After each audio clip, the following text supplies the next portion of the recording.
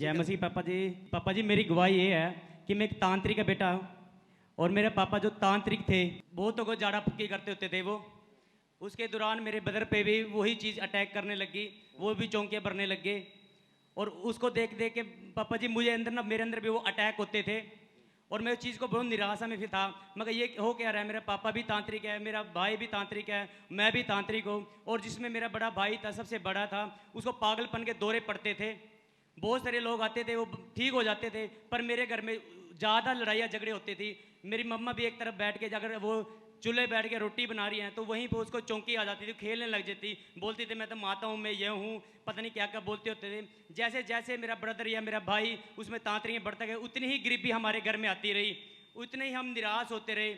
और मेरे पापा जी के एक्सपायर होने के बाद पापा जी मेरे अंदर भी वो दुष्ट आत्मा के अटैक इतने होने लग गए कि किसी जन ने मुझे बोला, मैं इतना निराश में था कि मैं परमेश्वर को पाना चाहता था, मैं उन चीज़ों से बोर हो चुका था, थक चुका था, बिल्कुल निराशा में था और मैं चाहता था कि एक सच्चा परमेश्वर कोई मेरी ज़िंदगी में आए, जो निराशा मेरी ज़िंदगी में ये जाए। पर किसी ने मुझे बोला कि तू 21 दिन बैठ के तपस्या कर और अपने लहू की उसको आहुति दे और बकरे या किसी की कलेजी उसके ऊपर चढ़ा।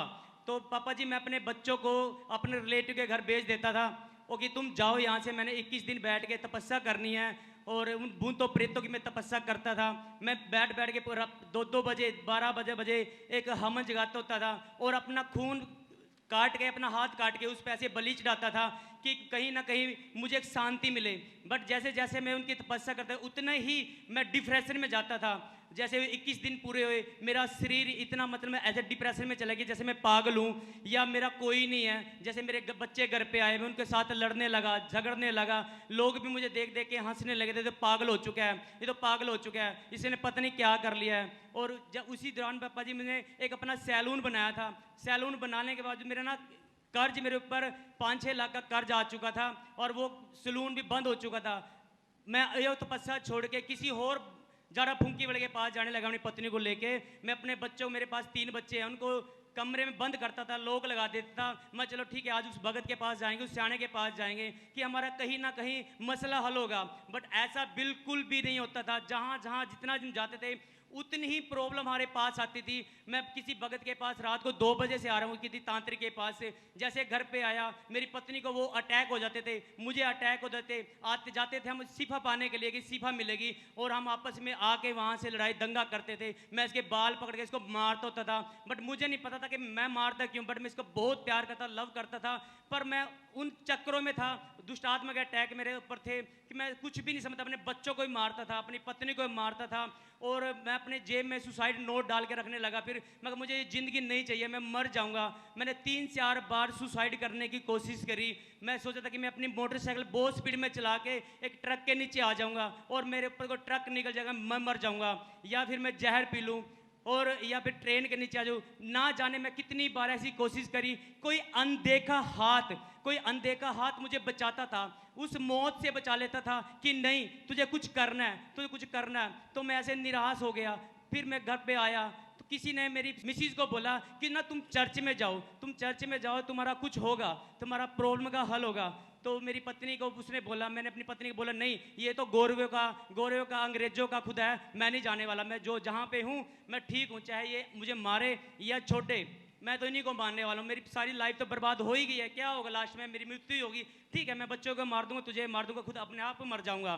तो नहीं वो बोले नहीं, एक बार ना मेरे कहने पे देख, मैं 1 साल 2 साल तेरे साथ ना तांत्रिक के पास चली हूँ, बच्चों को लोग कर करके, और रात रात में पूरी बरसात में हम जाते होते थे कि तुम मेरे साथ ना एक बार चर्च में चल। मगर नहीं मैं नहीं जाऊंगा, अगर आपने जाना तो आप जा, मैं तुझे नहीं रोकता, आपने जो रास्ता चुनना है चुन ले, पर मैं नहीं जाने वाला। ये जैसे जैसे चर्च में जाने लगी और मुझे एक दिन बोली नहीं कि तो आप ना अगर चर्च में नहीं जाना चाहते ना यूट्यूब पे सर्च कर और सुन।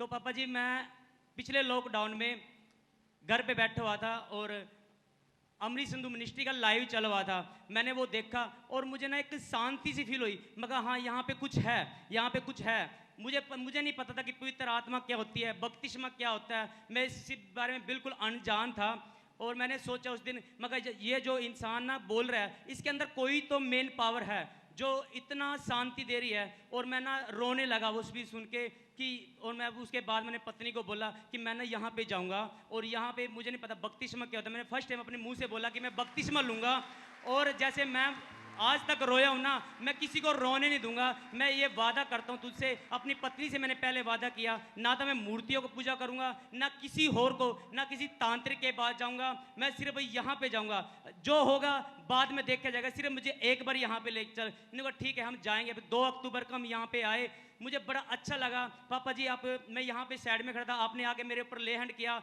और मैं नीचे गिर गया। मुझे ना ऐसा लगा कि वाह, मुझे किसी ने टच किया, फील किया। एक जो शांति को मैं पाना चाहता था ना, वो शांति उस दिन मेरे अंदर आई। और हमने ना उसी दिन राइट, मेरी पत्नी ने, मुझे और मेरी छोटी गुड़िया ने, हमने उसी दिन तीनों ने बपतिस्मा लिया और उस दिन से खुदा का प्रचार कर रहे हैं, सुसमाचार सुनाने हैं और बहुत सारे लोगों को यहाँ पे लेके आते हैं। और मैं खुदा का धन्यवाद करता हूँ, थैंक्स करता हूँ पिता परमेश्वर का। हालेलुया! जोर से खड़े होके एंजॉय करो। मैंने कहा परमेश्वर की प्रेजेंस में बोलो बोलो प्रभु ये तू ही कर सकता है। एक तांत्रिक के फैमिली में उसके पिताजी, उसके ब्रदर और एक तांत्रिक को बदलने वाला परमेश्वर तू ही है पिता। बाबू और चेलों को बदलने वाला तू है पिता परमेश्वर। जोर से बोलो डॉक्टर जीसस। यीशु का रू देता शिफा, यीशु का रू करता रिहा, यीशु का रू देता शिफा, यीशु का रू करता रिहा। ना जोर से ना ताकत से, ना जोर से ना ताकत से, यीशु की रू से होगा। यीशु का रू देता शिफा, यीशु का रू करता रिहा, यीशु का रू देता शिफा, यीशु का रू करता रिहा। कमजोरों में अपनी जोर यीशु का रू भरता है। कमजोरों में अपनी जोर यीशु का रू भरता है। मेरे सभी हालातों को यीशु का रू बदलता है। मेरे सभी हालातों को यीशु का रू बदलता है। ना जोर से ना ताकत से, ना जोर से ना ताकत से, यीशु की रू से होगा। यीशु का रू देता शिफा, यीशु का रू करता रिहा। जोर से बोला हालेलुया, हालेलुया। बोलो यीशु का रू देता शिफा, यीशु का रू करता रिहा। किसने आपको रिहा किया? यीशु ने। किसने किया? यीशु ने। किसने किया? यीशु ने। किसने किया? यीशु ने। जोर से तारीफ करो जीसस क्राइस्ट के लिए। देखो कितनी अद्भुत गवाही है कि जो खुद तपस्या कर रहा है, तांत्रिक का काम कर रहा है। अच्छा, आप भी लोगों के लिए करते थे तांत्रिक का काम? जी पापा जी। ओके, आपके फादर करते थे? जी पापा जी। आपका ब्रदर करते थे? जी पापा जी। और उसके कारण अटैक आपकी लाइफ में हो रहे थे? जी पापा जी। पर यीशु मसीह ने इस भाई को आजाद किया। तारीफ करो जोर से, जोर से, जोर से, जोर से, जोर से। सोचो जो जिसकी पूजा ही कर रहा है, कितनी आत्माएं उसके साथ होंगी, जिसको उसने चुना होता है अपने लिए। सोचो किसी शैतान के चुने हुए को छुड़ाना, जो इसे वो अपने राज्य के लिए इस्तेमाल कर रहा हो, ये केवल यीशु क्राइस्ट कर सकते हैं। हालेलुया। जोर से तारीफ करो। अच्छा, उसके बाद आप बिल्कुल फ्री हैं? जी पापा जी। आप बिल्कुल आजाद हैं? जी पापा जी। ओके, अब बहुत सारे लोगों को आप वचन बताते हैं, परमेश्वर के बारे में बताते हैं। जी पापा जी। अब आप बिल्कुल वो तंत्रिक के काम छोड़ दिए? बिल्कुल पापा जी, मैंने मूर्तियां चक के सारी पानी में तबाह कर दी पापा जी। ओके, अब आप यीशु का सुसमाचार सुनाते हैं? यस पापा जी, मैं दिन रात 24 घंटे खुदा के लिए तैयार हूँ। ओ जीसस। जोर से तारीफ करो, जोर से, जोर से, जोर से, जोर से, जोर से, जोर से, जोर से, जोर से। अच्छा, जब आपके प्रॉब्लम वाइफ के हल नहीं थी, आप दूसरे तांत्रिक के पास लेकर जाते थे फिर? जी पापा जी, मैं बहुत सने बाग सियानों पे लेके गया। कोई मुझे बोलता था कहने कि फलाने शहर में है, यहाँ जहाँ पे मैं रहता हूँ पापा जी, वहाँ से 200-250 किलोमीटर एक काले आम है और वहाँ पे बहुत तांत्रिक थे। मुझे बोलते थे कि वहाँ पे कोई बात नहीं, बहुत ऐसी जगहें हैं। हाँ और जी। तो हाँ हाँ, वहाँ पे लेके जाता था पापा जी, और वहाँ पे ना बोलते थे 5100 रुपये के ना तुझे एक ज्ञाना देना पड़ेगा। बोलते थे 11,000 का देना, मैंने वो सौंप दिया और वो पता नहीं क्या हंडे में डालते थे। और वो बोलते थे कि ये निकल गया। और जैसे मैं घर पे आता था वो सेम कंडीशन पापा जी, और मैं आकर उनको पूरी गालियाँ देता होता था। फिर मैं कहा ये ना पता नहीं क्या करते हैं, ऐसे लोगों को बकाते रहते हैं, लूटते हैं। और जब से यहाँ पे आया मैंने 1 रुपया मेरा नहीं लगा, बट मैं खुदा का थैंक्स करता हूँ। और मेरा सभी को सिर्फ एक ही है कि जैसे मुझे बचाया परमेश्वर ने, मेरे भाई और बहनों, क्योंकि ना कहीं भी चले जाओ, कितने भी निराश हो जाओ, सिर्फ एक ही हमारा यीशु है। क्योंकि बाइबल बताती है, हे सब परिश्रम करने वालों और बोझ से दबे लोगों, मेरे पास आओ, मैं तुम्हें विश्राम दूंगा। अपना सारा बोझ परमेश्वर पे डाल दो, वो हर टाइम तुम्हें बुलाता है। जोर मेरी से बेटी, तारीफ करो उस परमेश्वर के लिए, जोर से जोर से जोर से।